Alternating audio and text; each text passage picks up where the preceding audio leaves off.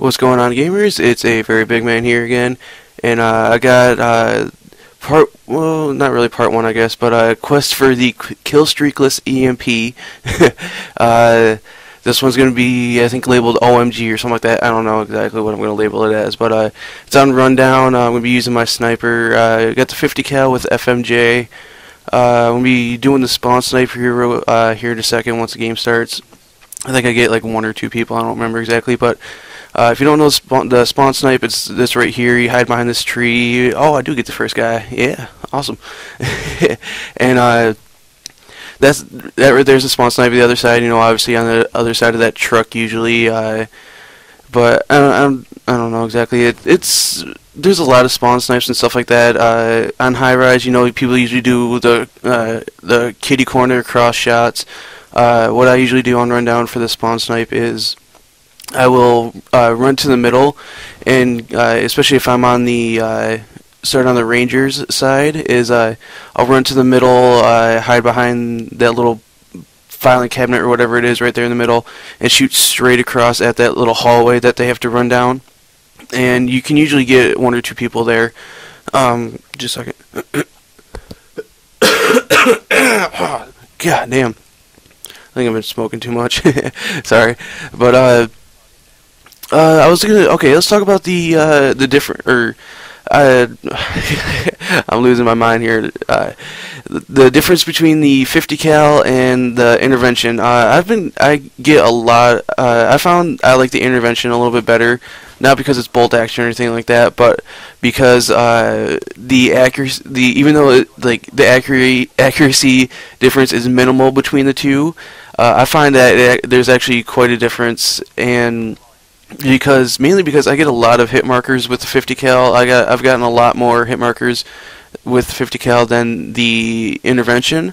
So I usually do the intervention a lot more, or not a lot more, but I usually unlock everything for both, actually, even the extended mags, and it's fun. Actually, no, not really fun, but I mean sometimes it's hard to unlock the extended mags, but at the same time, you know, some people get it quite easily.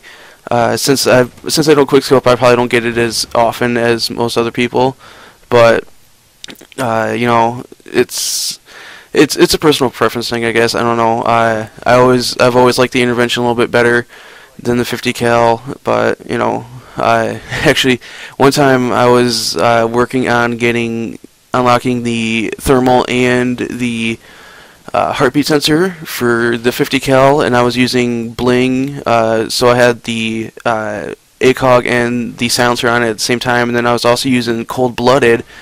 And it took me 2 shots to get a headshot with the 50 cal, and then I think 3 shots to the body to get an actual kill.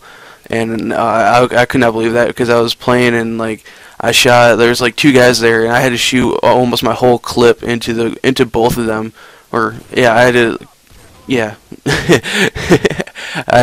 to shoot my clip into both of them just to kill them both, and it was ridiculous how bad it was, but oh well, you know, you'll learn to live with it, you know. So it's not that hard to unlock the thermal scope and the heartbeat sensor, even though I don't use either of those. Or most of the time I don't. There's been times where I've put on a thermal scope just to have it. Just because, you know, there's a lot of people that do it on Wasteland, you know, because it seems like everybody uses the thermal scope on Wasteland. I usually don't. The only time I do is when there's people on the other team that they're using is the thermal scope. God, I can't think right now. But I think I'm getting close here to my EMP. Unfortunately, yeah, right there, I didn't make it. 13. Oh, 2 kills away. Oh my God. And the only reason I didn't get it was because my team had switched the spawns on me. It's easy to not switch spawns, but at the same time, people don't realize that they're actually doing it. So please don't switch spawns all the time. Especially, it happens so much on high rise that it's ridiculous. Every time, like if you don't know what the spawn trap is on high rise, basically you don't go in the building. It's really easy. Don't go in the building. It's not that hard.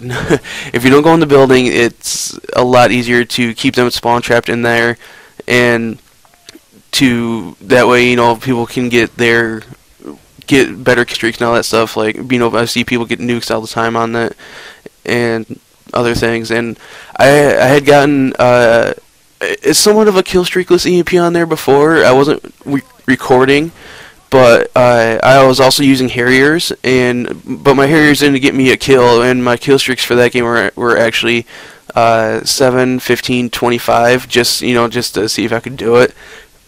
And I'd gotten to the EMP. I think I'd gotten up to like 18 kills, and then someone came up behind me and got me, and it's whatever, I guess. I don't know. And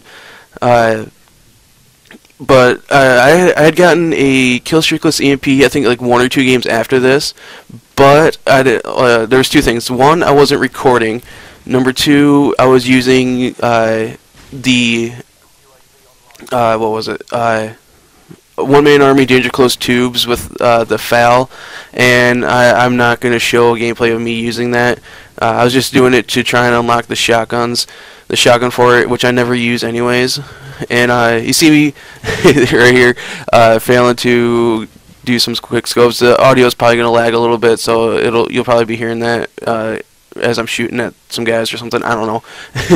But the game's almost over here in a second. I'm just screwing around right now because we're at so much of a lead that it doesn't really matter anymore, and I can't get enough kills to get my EMP anyways.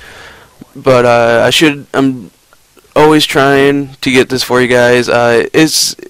If you guys have tried to get Killstreakless stuff before, it's hard. You have to camp, but not really call it camping. It's more of a patrol type thing, I guess. I don't know, but it gets hard. But the game's over. Sorry, 22-4 is my final score. I almost had the last kill, I think. I don't know, but all right. I will talk to you guys later. Love ya. See ya.